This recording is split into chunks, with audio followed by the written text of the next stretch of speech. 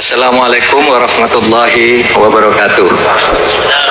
Alhamdulillahirabbil alamin wa bihi nasta'in ala umurid dunya waddin. Asyhadu an la ilaha illallah wa asyhadu anna Muhammadar Rasulullah. Rabbi shrah li sadri wa yassir li amri wahlul 'uqdatam min lisani yafqahu qawli. Yang terhormat Bapak Kiai Haji Zainul Arifin, pengasuh Pondok Pesantren Al-Fakhriyah. Kemudian ada yang terhormat Al-Mukarram Kiai Haji Muhammad Idris Hamid dari Pasuruan, Al-Habib Ahmad Al-Hasyi Al-Habsyi ya, Al-Habib Ahmad Al-Habsyi, kemudian Kiai Haji Mustafa, betul, Kiai Haji Mustafa, kemudian Habib Mustafa Al-Idrus, kemudian Kiai Haji Baharudin Nur Salim, ya, Gus Baha, ya, sangat terkenal. Kemudian ini Kiai Haji Arwani Komafi, Sekjen Partai Persatuan Pembangunan, anggota DPR RI, dan insya Allah tetap anggota DPR RI lagi, amin. Kemudian Kiai Haji Imam Sofwan, yang terhormat para hadirin sekalian, kaum muslimin, muslimat, dan banyak sekali sampai ke sana semuanya. Pertama, saya merasa bersyukur kehadirat Allah Tuhan Yang Maha Kuasa. Pada sore hari ini sampai juga saya ke sini memenuhi undangan untuk haul Kiai Abdullah bin Umar. Saya merasa sangat senang setiap kali berkunjung ke pondok pesantren, karena di pondok pesantren kita dapat belajar, bukan belajar saja tentang kekinian, tapi belajar sejarah perjuangan para ulama dan para keturunannya dan santri-santrinya yang bersebar di seluruh Nusantara, bahkan juga sampai ke berbagai belahan negara. Saya selalu mengatakan bahwa Indonesia ini merdeka tidak lepas dari peran besar para ulama yang telah membangun kesadaran untuk hidup secara bermartabat sebagai manusia, untuk hidup mandiri, untuk hidup tidak mau dijajah, dan hidup dengan gagah di tengah-tengah bangsa lain. Dan saya sering mengatakan, andaikan dulu para ulama dan para pengasuh pondok pesantren dan seluruh santrinya tidak mau mendukung kemerdekaan Indonesia berdasarkan ideologi negara Pancasila, kalau pesantren dan para ulama dan umat Islam tidak mendukung, rasanya Indonesia ini tidak akan merdeka. Oleh sebab itu, Indonesia merdeka atas berkat perjuangan, atas berkat rahmat Allah yang disalurkan melalui semangat juang dan semangat pengabdian para ulama, termasuk Kiai Haji Abdullah bin Umar yang sekarang kita melakukan atau melaksanakan haul yang ke-81. Kita sering mendengar ungkapan dulu yang dikatakan oleh Bung Karno pada pidato terakhirnya ketika jatuh. Apa yang dikatakan oleh Bung Karno? Jangan sekali-kali meninggalkan sejarah, jas merah. Kenapa? Karena dari sejarahlah kamu itu bisa belajar tentang kegagalan dan kesuksesan.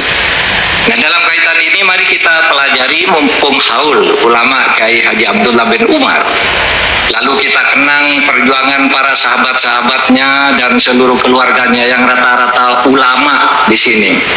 Itu perjuangannya luar biasa. Dan Itu juga memberi pelajaran bahwa kalau orang perjalanan hidupnya itu diisi dengan kebaikan, maka dia akan selalu dikenang sebagai orang baik, sehingga sudah 81 tahun wafat juga masih kita peringati seakan-akan beliau masih bersama kita hari ini. Sebaliknya mari kita kenang orang-orang jahat yang tercatat di dalam sejarah, juga hidupnya tidak memberi makna apa-apa bagi generasi sesudahnya. Nah, itulah sebabnya lalu dikatakan sama itu sebenarnya. Kita Bung Karno mengatakan jangan sekali-kali melupakan sejarah. Pelajarilah sejarah kehidupan orang-orang masa lalu. Yang berbuat baik hasilnya baik, yang berbuat jelek hasilnya jelek. Sehingga kalau dikaitkan dengan ajaran kita di dalam Al-Quran itu kan ada ayat, ya ayyuhalladzina amanu taqullah wal tandur nafsun ma qaddamat liwat. Hai orang-orang yang beriman, bertakwalah kamu kepada Allah dan belajarlah dirimu pada sejarah masa lalumu. Jangan lupakan sejarah, jangan tinggalkan sejarah. Dilihat saja orang-orang jahat, Fir'aun, Namrud dan sebagainya, catatan sejarahnya jelek, tapi orang-orang baik akan selalu dikenang. Nabi Muhammad yang sudah 1450 tahun kira-kira meninggalkan kita, ya sampai sekarang masih terus bersama kita ajaran-ajarannya, karena beliau selalu berbuat baik. Begitu juga para ulama. Para ulama ini telah meninggalkan warisan yang banyak, melahirkan pejuang-pejuang. Pertama yang paling terasakan kalau dalam konteks negara adalah Negara Kesatuan Republik Indonesia. Karena dengan adanya Negara Kesatuan Republik Indonesia yang merdeka atas dukungan dan perjuangan para ulama itu, umat dan rakyat Indonesia menjadi maju luar biasa. Hadirin sekalian, sekarang ini Indonesia bukan negara Islam, tetapi saya katakan Indonesia ini bukan negara Islam, tapi merupakan negara yang Islami. Islami itu kata sifat. Budaya Islam tumbuh di mana-mana. Ada haul seperti ini, ada tahlilan, di istana itu ada sholawatan. Di istana orang juga kalau waktunya sholat ya pergi sholat. Yang kalau mantu juga pakai pengajian dan sebagainya. Itu budaya Islam sudah tumbuh bagus karena perjuangan para ulama yang menyadarkan rakyat untuk maju, merdeka, mendirikan negara. Begitu juga sekalian, saya selalu mengatakan, mari kita berjuang umat Islam menurut posisi masing-masing, menurut pilihan politiknya masing-masing, karena kita sama tujuannya untuk membangun bangsa dan negara yang kalau umat Islam artinya yang Islami itu. Dan sekarang hasilnya udah banyak. Saya selalu bercerita dengan bangga kemana-mana. Coba hadirin, di tahun 70-an ketika saya sekolah SMP di namanya Pendidikan Guru Agama Negeri 4 tahun, cita-cita saya itu ingin menjadi guru agama di SD, sekolah dasar. Tapi karena Indonesia ini merdeka, maka ketika saya sekolah diberi wawasan, jangan hanya sekolah PGA. Pergi kamu ke Jogja, saya sekolah ke Jogja, belajar pendidikan hakim Islam. Sesudah saya masuk pendidikan hakim Islam, enggak cukup hakim Islam, kok sempit sekali. Coba saya ingin menjadi hakim yang sungguhan, saya masuk fakultas hukum umum, bukan fakultas hukum Islam. Sesudah masuk fakultas hukum lulus, wah kok saya ingin menjadi ahli ilmu politik, masuk ke Gajah Mada, belajar ilmu politik, dan seterusnya. Bisa ditempuh karena Indonesia merdeka, sehingga mobilitas sosial vertikal umat Islam ini sangat tinggi sekarang. Coba dulu waktu saya sekolah, kita kalau melihat polisi itu takut, melihat tentara itu takut. Kenapa? Di dalam pikiran kita polisi itu jahat, tentara itu jahat.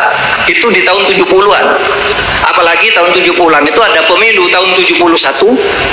Saya masih kecil. Ayah saya ikut Partai Nahdlatul Ulama, memenangkan Partai Nahdlatul Ulama, ditahan. Karena di situ Golkarnya kalah di tahun 71 di tempat saya, dan ketua KPPS-nya di satu TPS itu ayah saya. Polisi itu sudah dijadikan tempat semaan Al-Quran, tempat majelis taklim, di markas kantor-kantor tentara, di Kodam, di Kodim itu sudah ada masjid, ada kelompok pengajian. Orang sudah pakai serban kayak gini biasa. Bahkan, saudara, polisi pun sekarang sudah punya seragam polwan muslimah. Karena Islam tidak lagi dianggap sebagai sesuatu yang menakutkan atau menjijikan gitu. Dulu kan waktu ada fobia, Islam itu apa, jelek, bodoh. Nah sekarang tidak bisa lepas dari tuntutan umat Islam yang maju dari waktu ke waktu, sehingga kaum muslimahnya masuk pendidikan polisi, jadi polisi, kemudian pakai baju muslimah. Baju polisi muslimah banyak tuh sekarang di pinggir jalan juga. Kalau di kantor-kantor tidak harus pakaian yang terbuka gitu, baju muslimah ada. Bahkan saudara, kalau dulu tentara itu sukanya memberita orang, sekarang itu sangat Islami pelakunya. Misalnya begini, saudara tidak pernah membayangkan, saya punya seorang teman Kapolri. Kapolri ini pintar ngaji. Siapa waktu itu Kapolrinya? Pak Tito Karnavian. Itu Kapolri. Di rumahnya tuh setiap Rabu sore ada pengajian, ngundang anak yatim, lalu ngaji sama-sama. Kalau pergi kemana-mana, sholat Jumat dengan saya jadi khotibnya.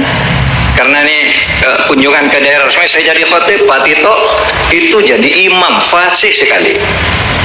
Panglima TNI sekarang yang namanya Pak Hadi Cahyanto itu teman saya, sekarang Menteri ATR BPN. Naik pesawat, bawa pesawat TNI Angkatan Udara, berhenti di suatu tempat persis jam 1. Berhenti di suatu tempat apa? Ketika dia terimakan, ntar dulu, saya mau sholat. Biasa bagi orang mau sholat, bagi kita biasa. Tapi kalau seorang Panglima TNI begitu, itu membanggakan bagi kita orang Islam. Iya, Panglima TNI kita sekarang sudah Islami. Nah kayak dulu kalau namanya Panglima TNI mau sholat malu, iya kan? Dulu jadi polisi kalau mau sholat malu, takut dimarahi sama atasannya. Sekarang enggak, waktunya sholat. Waktunya pengajian, waktunya mantu ngundang penceramah yang hebat, nasihat-nasihat keislaman, tidak lagi bermewah-mewah glamor. Nah ini perkembangan umat Islam di Indonesia karena perjuangan nih para seperti Kiai Abdullah bin Umar, Kiai Hamid Pasuruan, Kiai Maksum Lasem, dan seterusnya. Hasilkan perkembangan masyarakat Islam yang sekarang semakin maju. Dulu kalau orang Islam itu dianggap ya bisanya paling belajar fikih ibadah, itu ndak ada yang bisa jadi profesor. Jadi dulu kalau jadi menteri ya menteri juga, menteri agama tapi jatahnya, di luar itu ndak ada. Tapi sekarang udah santri-santri itu banyak yang jadi menteri, bisa. Ini karena perjuangan kita. Oleh sebab itu jangan dinodai perjuangan ini, mari kita teruskan dengan membangun bahwa negara Indonesia bukan negara Islam, tapi ini adalah negara yang Islami.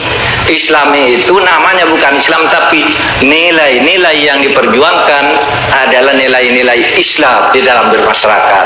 Sehingga apa? Dalil yang sering dipakai itu kan al-ibrah fil Islam bil jauhar la bil madhar. Patokan dasar kalau engkau memperjuangkan kebesaran Islam di masyarakat ini, masuk dari substansinya, dari nilai-nilai dasarnya, tidak perlu simboliknya. La bil madhar, tidak perlu. Apakah itu boleh? Boleh, tetapi itu tidak harus. Sehingga kita harus berbagi. Berjuang itu lewat berbagai pintu, ya kan? La tadkhulu min babin wahidin wa tadkhulu min abwabin mutafarriqah. Ya kan, masuk dari berbagai profesi apa saja dimasuki dan tanamkan di situ nilai-nilai Islami, karena Islam itu ada di setiap denyut kehidupan masyarakat, di setiap tempat bisa dikembangkan. Nah, itu yang saya kenang dari para ulama ini, sehingga saya merasa selalu sujud para ulama itu dengan segala keterbatasannya tetapi mampu membangun masyarakat dari waktu ke waktu sehingga menjadi maju sampai pada situasinya seperti sekarang. Saya ingin cerita sedikit. Coba Bapak masih ingat ketika Indonesia merdeka tahun 45, itu siapa yang berjuang?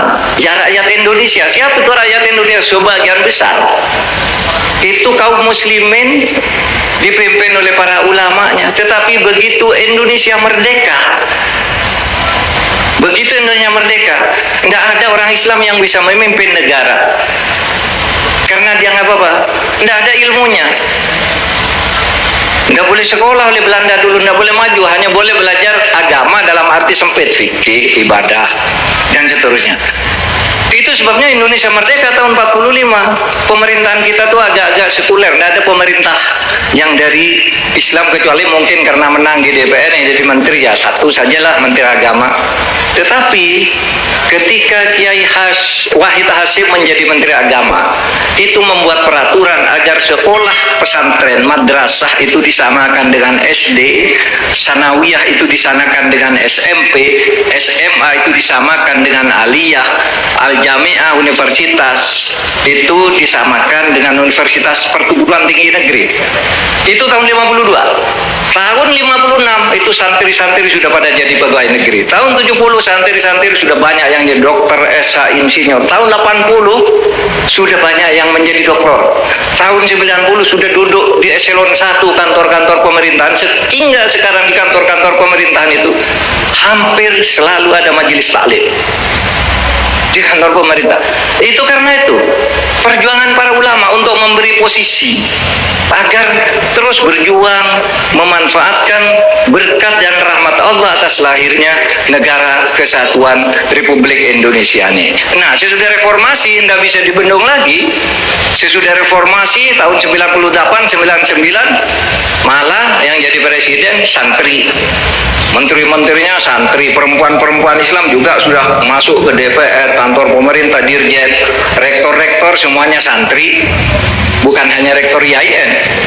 Rektor-rektor di perguruan tinggi umum itu sekarang di ruang kerjanya ada sajadah, ada pecis, ada serban.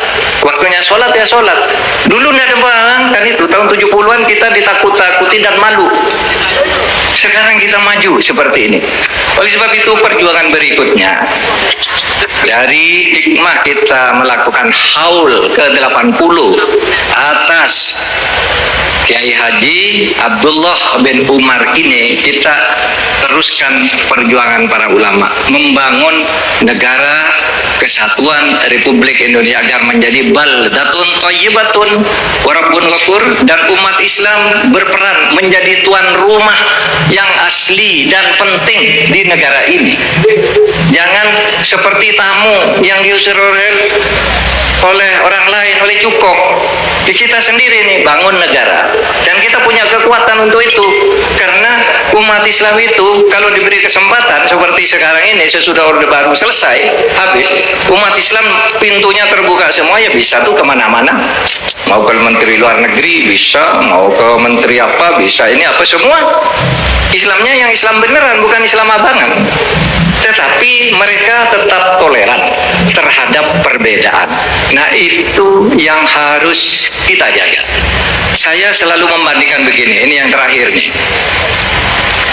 Saudara hadirin sekalian, ketika Nabi Muhammad itu mendirikan negara Madinah sebagai pengganti Yasrib, itu naskahnya itu urut-urutannya sama loh dengan proklamasi kemerdekaan Indonesia, Piagam Madinah. Gini, kalau proklamasi itu bunyinya gini, proklamasi itu pernyataan kami bangsa Indonesia dengan ini menyatakan kemerdekaan Indonesia.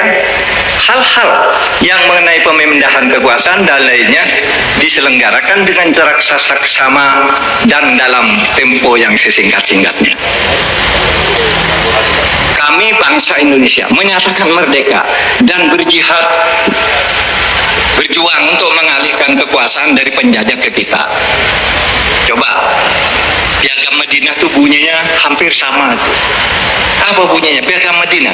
Hada kitab min Muhammadin sallallahu alaihi wasallam. Inilah pernyataan, inilah proklamasi, inilah ketetapan dari Nabi Muhammad sallallahu alaihi wasallam. Bainal mu'minin wal muslimin wa Quraisyin wa Yathrib wa man tabi'ahum falahiqa bihim wa jahada ma'hum. Coba, antara orang mukmin dan orang muslim, orang Quraisy dan orang Yathrib dan para yang lain yang beragam-ragam itu, ini namanya bangsa. Kami bangsa Indonesia, yaitu orang Jawa, orang Madura, Batak, sama Madinah waktu itu. Quraisy, Yathrib, muslim, mukmin, lalu puak-puak agama lain, falahiqa bihim, menyatakan bersatu, merdeka. Wajah hadamahum, dan merebut, berjihad. Itu hal-hal yang mengenai pemindahan kekuatan, jihad ambil. Wahum ummatun wahidatun min dunin nas, dan mereka umat Islam yang didirikan oleh Nabi di Madinah ini adalah satu entitas geopolitik di tengah-tengah manusia di dunia. Geopolitik sendiri sama, saudara. Indonesia sesudah itu Madinah maju-maju, Indonesia ikut jejaknya, maju. Oleh sebab itu tidak perlu mempertentangkan apakah Indonesia ini sudah Islam atau betul, tidak perlu. Yang penting Islami. Islam itu tidak harus disebut Islam, tapi nilai-nilainya masuk, nilai-nilai dasar substansinya masuk ke dalam setiap relung kehidupan kita, cara hidup kita, budaya kita. Misalnya waktunya sholat, ya sholat, nggak malu-malu. Kalau dulu takut, malu, waktunya sholat sembunyi-sembunyi. Sekarang enggak, di kantor-kantor pemerintah sama. Orang menteri waktunya sholat, ini udah waktunya ada rasa skor 10 menit sholat. Dulu nggak ada.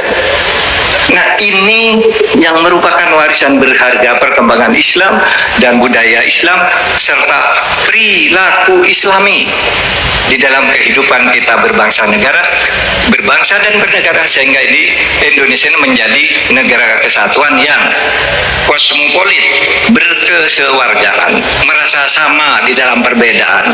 Itu artinya kosmopolit.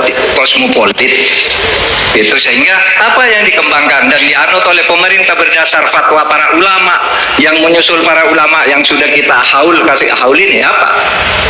Wasatiyah Islam, moderasi Islam, moderasi beragama Islam yang tetap penuh ketaatan, iman, takwa kepada Allah, tapi adil terhadap fakta-fakta tentang perbedaan di sekeliling, di sekitar, dan di hadapannya. Itulah wasatiyah Islam, sehingga kita bisa hidup bersama membangun negara ini. Allahumma ighfir lahu warhamhu wa'afi wa'fanhu wa'akrim nusulahu wa wasih lahu. Untuk Kiai Abdullah bin Umar. Sekian, terima kasih. Assalamualaikum warahmatullahi wabarakatuh. Waalaikumsalam warahmatullahi wabarakatuh. Ya, kita ucapkan terima kasih kepada beliau Bapak Profesor Dr. Mahfud MD yang sudah menyampaikan beberapa hal yang kiranya penting pada kita semua. Hadirin yang berbahagia, hadirin yang dimuliakan Allah, kita lanjutkan acara berikutnya, yaitu acara Mau'idatul Hasanah atau tausiah, yang dalam hal ini tausiah pertama akan disampaikan oleh beliau Bapak Ki Haji Bahauddin Nur Salim. Untuk itu kepada beliau yang termulia, beliau Bapak Ki Haji Bahauddin Nur Salim, disilahkan.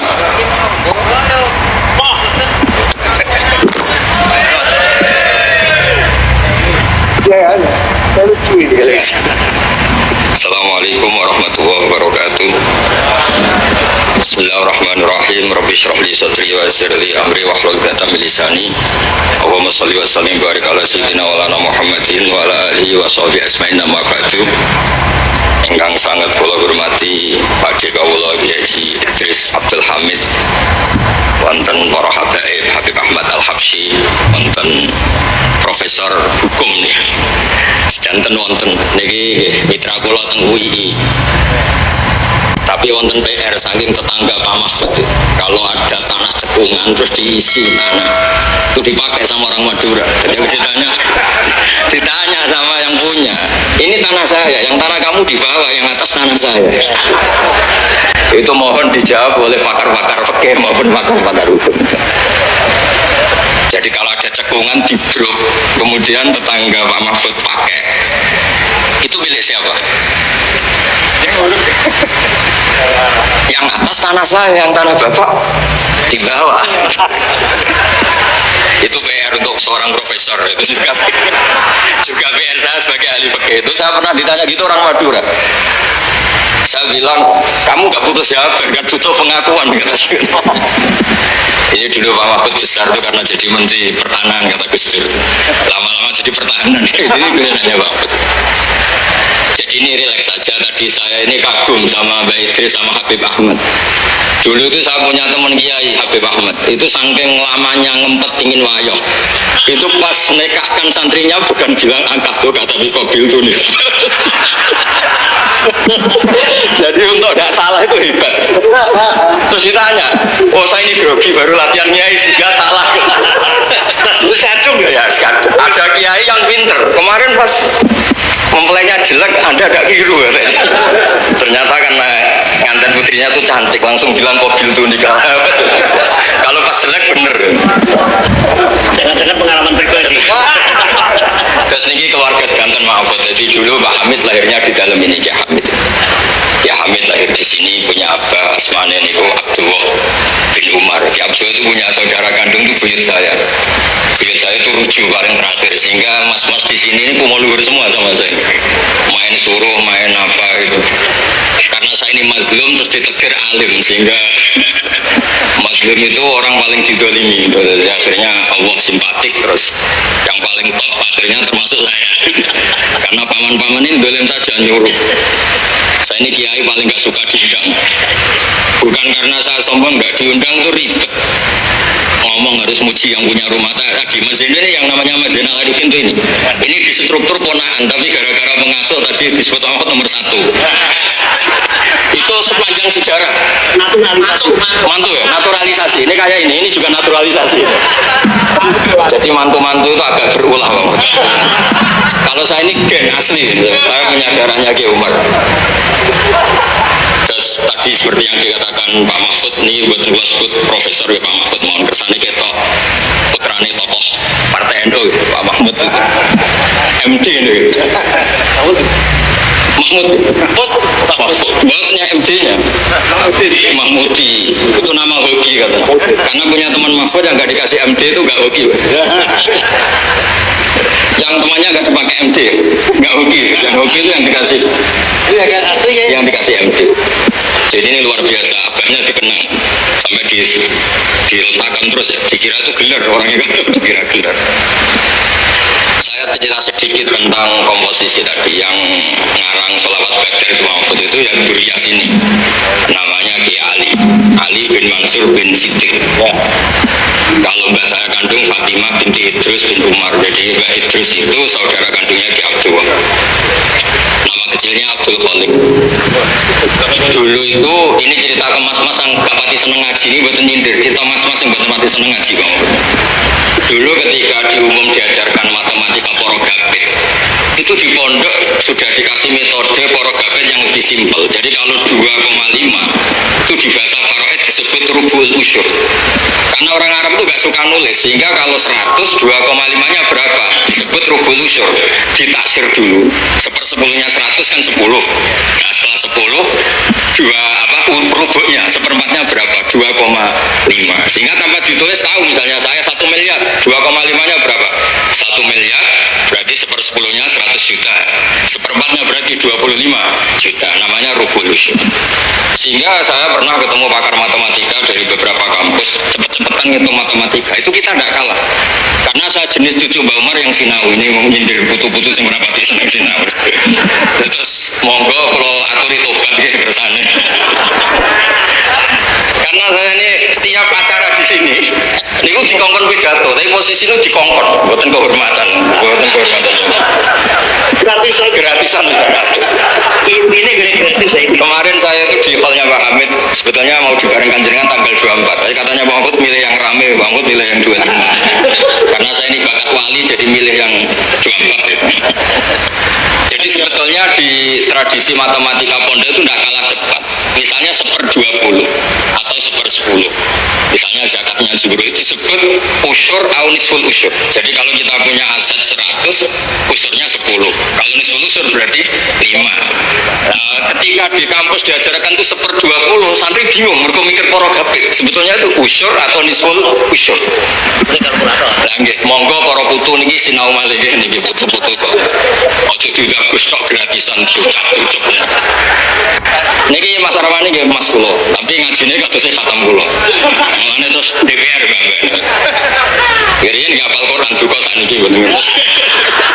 Ya mugi-mugi terus saya beres. Begini namanya ya. Nama belum kok barokah Mas, dan mau didongakno Pak Mahfud. Terus di sini keluarga semua Pak Mahfud, tadi jenengan pun ngendikan serius sekolah bagian guyon Pak. Karena wow, bingung kalau ngadepi mas-mas balik-balik nih gue bingung. Gue mungkin mau itu Hasan Ayu mas sama nih. Gue coba sih sadangnya. Mas sama. Gue tak sama nih mas, tenang ya mas. Dulu itu kiai-kiai ngajarkan matematika, sosiologi itu juga gampang. Dulu yang diajarkan kita Pak Mahfud supaya orang punya harga diri itu mengutip dawuh Sayyidina Ali. Ahsin man syi'ta takun amira. Kamu berbuat baik saja sama orang, pasti Anda bisa memimpin. Ada seorang menteri, seorang presiden, seorang apapun itu kalau sama orang yang ngutangi, ada acara menteri itu orang nggak lihat. Itu ada menteri datang, diajak sama orang yang nggak siapa-siapa, nurut. Ya kenapa kamu nurut? Saya punya utang orang ini, Gus. Jadi ahsin man syi'ta takun amira. Terus wastaghni amman syi'ta takun nadhira. Dan kamu tidak usah butuh orang lain, maka kamu setara. Itu kenapa para kiai-kiai yang masih megang ini ketika kenal orang kaya, kenal pejabat biasa saja, karena sekali butuh, wah masalah. Jadi wastaghni amman syi'ta takun nadhira. Terus terakhir wahtas ila man syi'ta takun asira. Dan silakan kamu butuh orang lain, maka kamu akan menjadi tawanan orang itu. Sehingga di tradisi kiai itu meskipun orang paling miskin pun itu punya harga diri karena tidak punya utang. Wastaghni amman syi'ta takun nadhira. Kamu tidak bisa butuh orang lain, pasti kamu setara. Kalau kalian Mas Sama nu kalah, undang Mas yang baik kiai BI keren so. Putu Mbah Hamid. Sering neror kula putune wali. Mbah Hamid dulure mbahku paling padha waline. Terus ojo saingan Mbah, saiki saingan putu. Ya udah saingan putu le. Kula niku ngorek ikhya lho, Mas. Siap. Niku keren lho. Oh, berat namanya. Tereng, berarti kalah.